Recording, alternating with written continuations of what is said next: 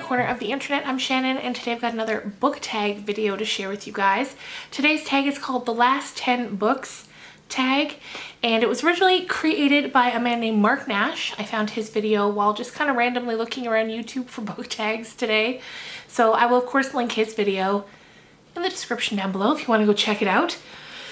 So I just kind of wanted to hop on, do a short video today. I've got some more videos coming up in the next few days. We've got another scary video, paranormal video, and then another book talk coming up. So let's just jump on into it. I love book tags, as I'm sure you've noticed if you've been around this channel for a while. I just love them. I love hearing other people's answers. I love watching them, and I love filming them. So question number 1, the last book you didn't finish. Now, if you've been around my channel for a while, you may have seen a book I put out a couple months ago called Books I'm Struggling to Finish. So there's a few books on this list, but I'll pick the one that I'm most motivated to finish first, and that's The Little Stranger by Sarah Waters. I'm going to read it this fall during spooky season. I'm going to. I've had it on the go for 3 years now, and it's getting finished this year. And I look forward to it. It's ghost story, haunted house story. That's literally my favorite thing to read, so I don't know what the holdup is, so we're gonna get to it. Question number 2, the last book you reread. Okay, the last book I reread was definitely On Writing by Stephen King. That's one of my all-time favorite books. It's a book I pick up when I want to get motivated to write.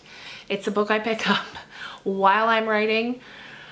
I just love it. The first half of the book is kind of a memoir of his journey from being a kid who loved to write scary stories to becoming Stephen King that we all know and love. And then the second half is what he calls the toolbox, and it's just a lot of practical writing advice, just tips and tricks, and I think it's excellent. So even if you're only interested really in the second part, I think there's a lot of great info. So if you're a writer, if you know a writer, if you love a writer, it's a great gift to give, or for yourself if you're a writer, you know? And my friends and family know me well, and I've been given that gift on multiple occasions, that book as a gift, and it's always very welcome. I have all different editions, all different covers, love it. Oh, but as also, I'm going to be rereading a book coming up now in a few weeks. The other day I realized I had book talks on my channel for 2 of the 3 books that Alice Hoffman wrote that are in the Practical Magic series. So that series is Practical Magic, Rules of Magic, and then Magic Lessons. So I've got the last 2 book talks up, but by the time I had started my YouTube channel, I had already read the original Practical Magic book, and so there's no book talk for it, and that just feels weird to me. So I'm gonna reread it and then film a book talk for it, so then all 3 books have a book talk on this channel. Question number 3, the last book you bought is, it's the one I'm currently reading. It's called You Will Remember Me. And I'm sure all the books that have been sitting in my to be read pile are wondering, what? Because I do that so often. Let me know if you do too. I've got this to be read pile that I'm very excited to get through. Then I'll pick up a new book and I'll read that one immediately. So that's what I'm reading. Sorry guys, today feels like a Monday. It's got Monday vibes. I feel like it's been a rough Monday, even though it's been a fairly fine Thursday, but moving right along. Question number 4, the last book you said you read but didn't. I gave this one a bit of thought, and honestly I don't know that I've ever said I read a book that I didn't read. And I mean, if I did, I'm not remembering it, but I don't think so. I'll read anything. So if anyone gives me a book and then later asks how it was, I can tell them, because most generally I've read it, unless it's, you know, still sitting in the TBR pile. Question number 5, the last time you wrote in the margins, or the last book you wrote in the margins of. would probably be one of the copies of On Writing by Stephen King. I write in that book a lot. I underline things, highlight things. I just love it. So probably that. Question number 6, the last book you had signed. I live in a very small town in the very middle of nowhere, and author events don't really happen here.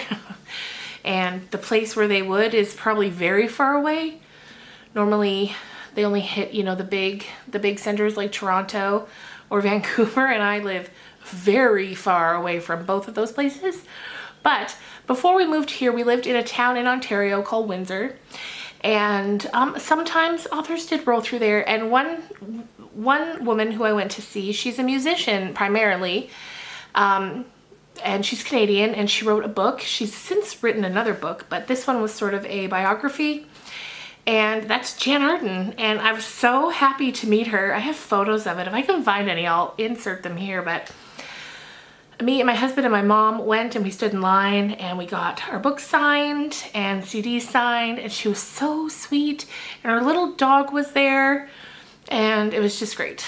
So the Jan Arden biography is the short answer to that.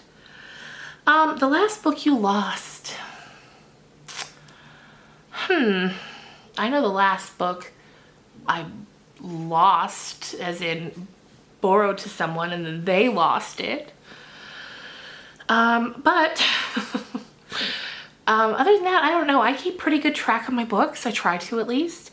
Sometimes in the moment I won't be able to find one. Like if I want to film a video and I want to have it in the video, I'll be like, where's that book? But I always know it's here, because at this point I only really lend out books to 2 people, my mom and my friend Krista, and both of them are the book lovers as well, and so I know I'll always get those back. But yeah, other than that, they're around here somewhere.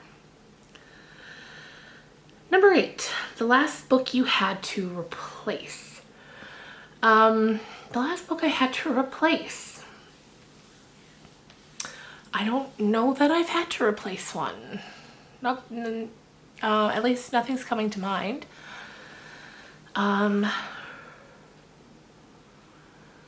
There are a couple of books that I replaced that were college books, like on style for writing.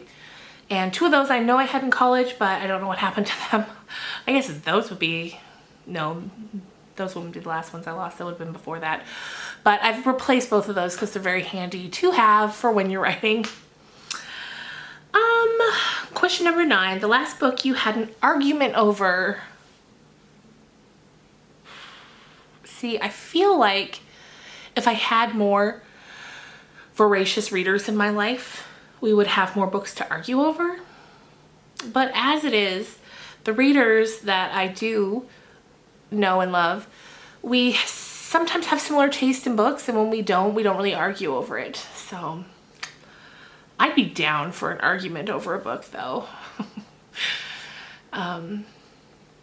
But yeah, even in the comments of my book talk videos, most of the comments are very lovely, which I appreciate. I love so much. But yeah, I can't remember having an argument. Number 10, the last book you couldn't get hold of. Well, this one just happened recently, and I have now managed to get a hold of a copy. It's not here yet, but it's on its way. However, I've got a video series coming up on my channel in which I read books that were recommended to me personally by authors and artists that I love. And the most recent one who got back to me via DM on Instagram was my current favorite folk singer. His name is M. Ward. He's fantastic. You might know him. If that name doesn't ring any bells, you might know him. For a few years back, a decade or so, him and Zoe Deschanel had a band together called She and Him. So he was in that, but what I really love is his solo stuff. And I messaged him asking if he would be interested in giving me a recommendation so that I could read the book that he recommended, and he did. I was like, there's no way he's gonna respond. He's busy, you know, I'm sure he's not gonna respond And then he did. So then I went to go and find the book that he recommended, and that took a minute, but I found it and it's on its way. So I think he's going to be in part 1 of the series. I also reached out to a bunch of authors that I really admire, and they were all so quick and so lovely and got back to me right away. And I can't wait to make this series. So there you go, you guys. I hope you're having a good day. I'm about to go get ready to dive into some housework now. The weather is starting to change here. We're starting to feel fall in the air. The days are cooler, the nights are much cooler, and the leaves are starting to change colors, which is early, I know, but it happens early up north. So I'm very happy for that. We had a few weeks that were just unbearably hot, and that seems to be done for the year. So anyway, thanks for watching, and I'll see you guys real soon. Bye.